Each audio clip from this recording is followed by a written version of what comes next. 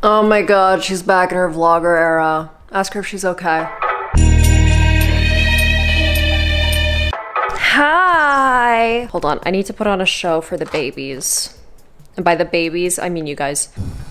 Birds and chipmunks sharing the feeder 10 hours, absolutely. I don't know if you guys have ever heard of this candy, but it's been my all-time favorite one for like the past few weeks. But it's NSAID pain reliever. Hi everyone. I have not vlogged in a very long time. It's been maybe a year, and I just felt like it today, okay? I wanted to make a video that's important to me, which is things I wish I knew before I moved out and lived on my own, because I had to figure this shit out on my own. I'm very grateful for the experience, but if I'm being completely honest with you, I'm going through a hard time. I made curry tonight. Curry is very easy to make, very, very fast and easy, and a very good living alone meal. Hack number one. The past few months, I would like to say that I've been able to kind of brag that I am like in a really good mental health spot, and I've been like super happy about that because a bitch was struggling. It turns out that once your mental health gets better, that doesn't mean it's better forever. That's very disappointing news to find out and to hear. And I'm sorry to be breaking this news to all of you guys today. Yeah, I don't know, shit's hard. And that's what kind of inspired today's video, which is, it's really hard to live alone when your mental health is kind of not doing so great. What the fuck?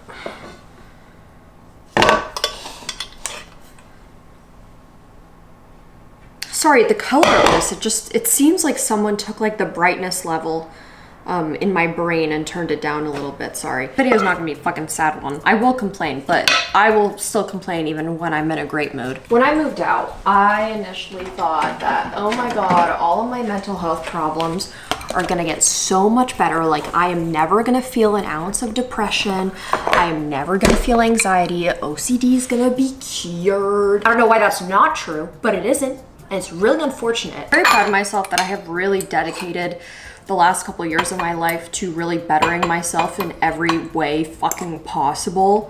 It's unfortunate, but like exercising and eating well and going to your doctor's appointments and taking your medication. It's really fucking unfortunate that all that stuff helps. I was really hoping that like moms just say that, but it's true. So I've been doing really hot and sexy for a while, and now that I'm not, I'm like, oh, this sucks that I live alone. I wish I could just like run home every single time I don't feel good and be like, mommy, take care of me. I guess I'm trying to learn how to do that on my own.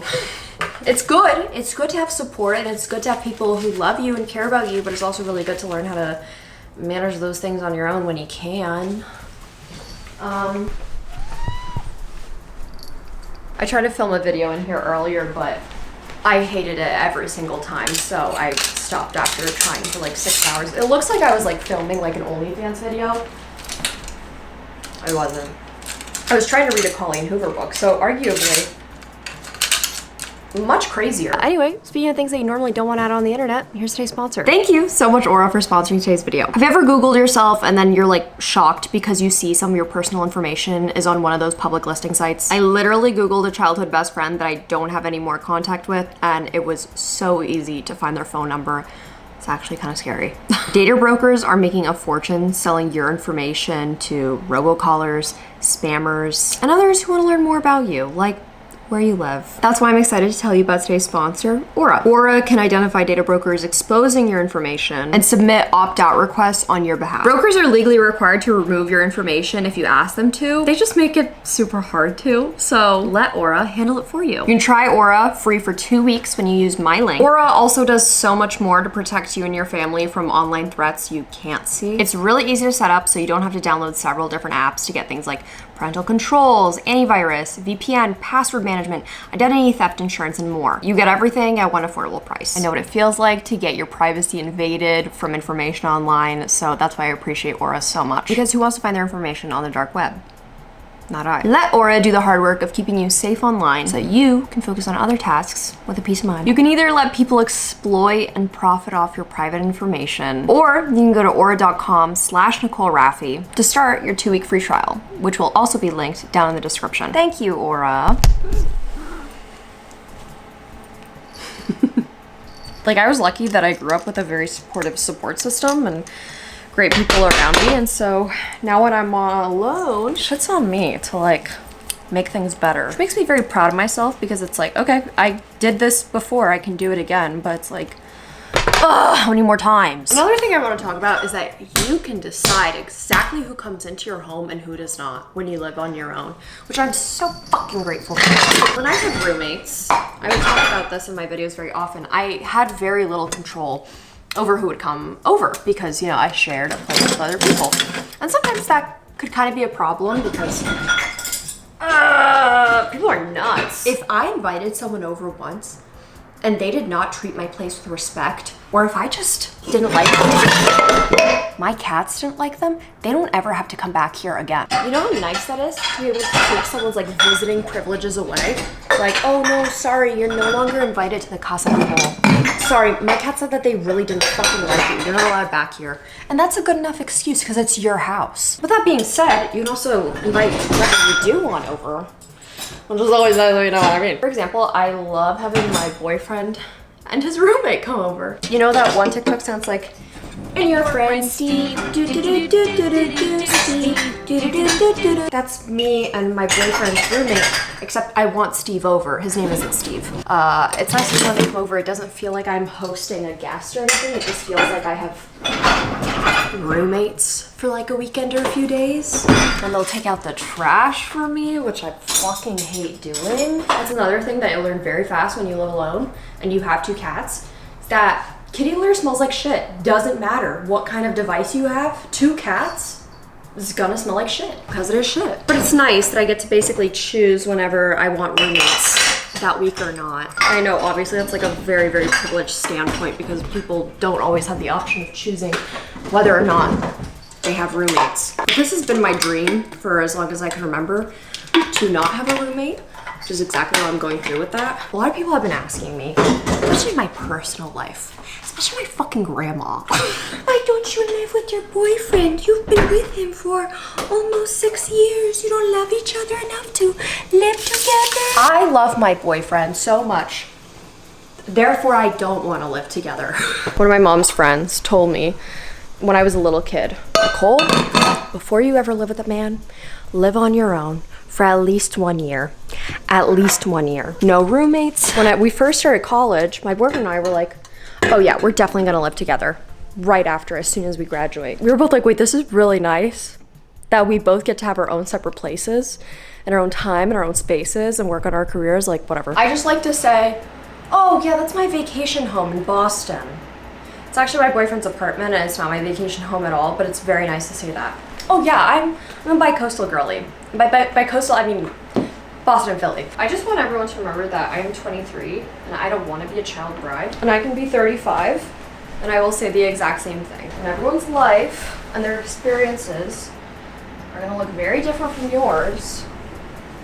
And that's okay. Also, I found this again today and it's been the best thing to ever happen to me. We have to go to my bathroom so that my neighbors can't hear me. And if a double-decker bus crashes into a... I have one moment of peace.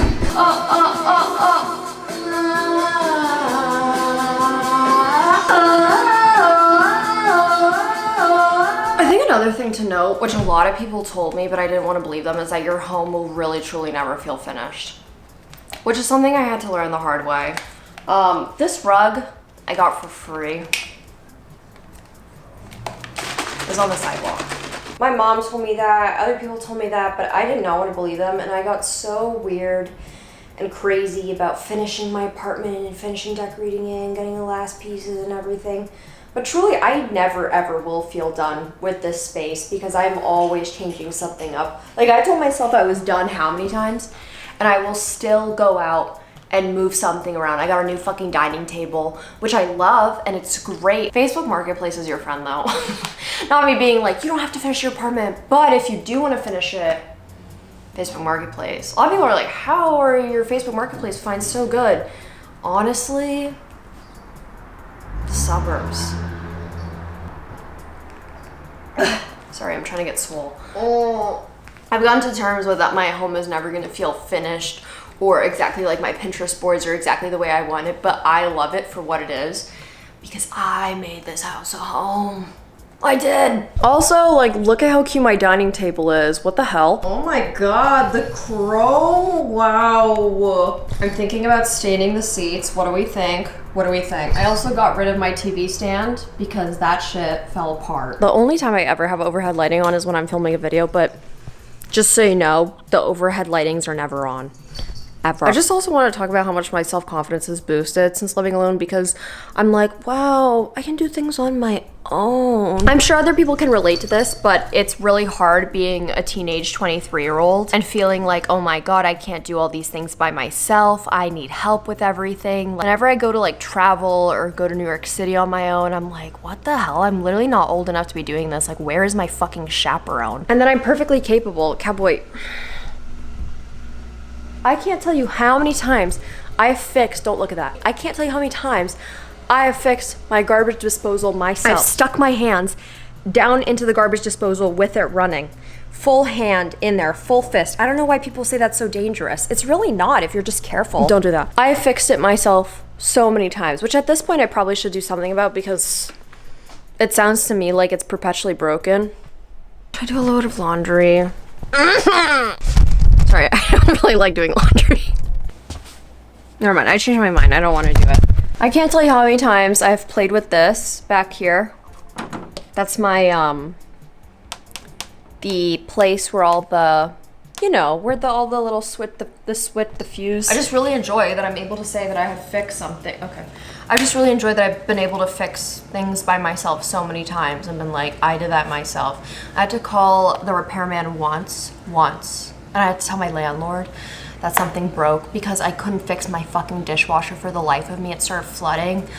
I tried to fix it myself. I once again stuck my hand down the running garbage disposal. It just still did not want to get fixed. That was the biggest blow to my ego, was having to tell my landlord and having her send someone out. That was really hard on me. I had a nightmare about it the other night, actually. I had a nightmare that they pulled my whole dishwasher out and they're like, look, there's so many sunflower seeds back here. This could have started a fire. That's the kind of dreams that you're gonna have once you live alone, about sunflowers being in the fucking dishwasher. Another thing is that you have to actually make serious, conscious efforts to leave the house and make friends outside of the house. It's really jarring and hurtful and really cryptic bad news to hear that, oh my god, no one's gonna force you to go outside, no one's gonna make plans for you, no one's gonna make friends for you. It's very fucking jarring. I've been very lucky about like moving to a new city and being able to meet all my new friends, and I just keep building on the friends. I'm networking. Also, literally, like, my best friend from home and literally my best friend from college live like 2 seconds away from me. I'm not gonna tell you how close because you don't need to know that. When you're in high school, you're basically kind of forced to hang out with people that you don't really care about every single day. And then when you get to college, you're kind of forced to spend time with people that you don't care about every single day. Like either, you know, the people that you live with in the dorms or people who are in your classes. And then when you are done with those things, realistically, like, it's all on you. Like, you can just choose who you spend time with, unless you have to go to a job where you also cannot control who you have to spend time with, which in that case, I'm so sorry. My roommates being my cats is the best thing that's ever happened to me. I want to make a whole video essay on that, about the misogyny rooted behind being like, oh my god, women are crazy cat ladies. Ah. Why do you think it's a bad thing that women have this innate nurturing feeling towards another living being? Fucking weirdos. Anyway. It's so nice having these little ones around because even when you're not doing so well mentally, even when you're not feeling your best, you still have to get out of bed every single day and feed those little shits. You still need to go and clean their litter box. You still need to fucking cut their nails. You still need to X, Y, and Z. You still need to play with them. And in return, they will love you. And it's a very good feeling. Cowboy ain't got no balls. Ew. Do you guys want to see my new cuties? My friend Alex got me my first Sunny Angel. Don't look. These little butt cheeks. Damn. This one's sitting in a chair judging me. I think that's it. My friend Kaylee got me this as a gag gift, but it's literally not a gag at all because I fucking love him. That's another nice thing. You get to fucking decorate your bathroom however you want. I feel like I'm like telling you all the pros of like living alone, which wasn't the point of this video. The point of this video was tell you things that I wish I knew about living alone. Ultimately, I feel like everything that I wasn't really prepared for, I learned to be prepared for. Everything that I thought that I literally couldn't do, I eventually learned how to do it.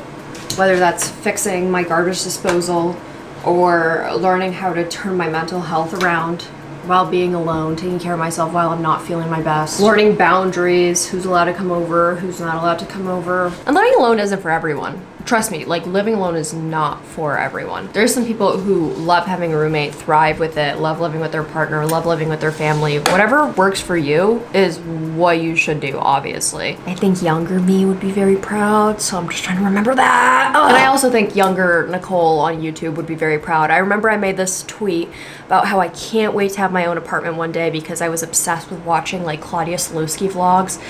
I still am, and I probably might binge them after this video. But her old vlogs and like her old apartment where she lived alone, I was obsessed. I was like, I want her life. I will wake up early and I will make myself the most fucking luxurious breakfast and be so productive and no one will get in my way. And I won't have any roommates and I won't have any family stopping me and I'm gonna be so fucking healthy and I want this beautiful lavish place that I get to decorate on my own and I get to personalize it to myself and I get to have whoever I want over and I can not have whoever I don't want over and I can get fucking cats. Even though my lease says only one and I have two, like I can do those things. And I think about that sometimes and I was like, oh, I'm never gonna get to that point in my life. Like I'm never gonna be able to have my own place. And I'm very grateful that because of this and because of you guys that I'm even able to have that. And I truly do think about that often. Sometimes I will come out into my living room at night when I close shop. I'll show you how I close shop. Bye. Bye. Sorry, TV has to stay on. Clementine's watching, so. But I'll just come out here sometimes when it's completely nighttime and I'm ready to go to bed. I'll turn the lights on. I'll be like, oh my god, we did it! We did it! And if any of you guys ever want to like come over and hang out with like me and the cats, watch like cat TV together, my address is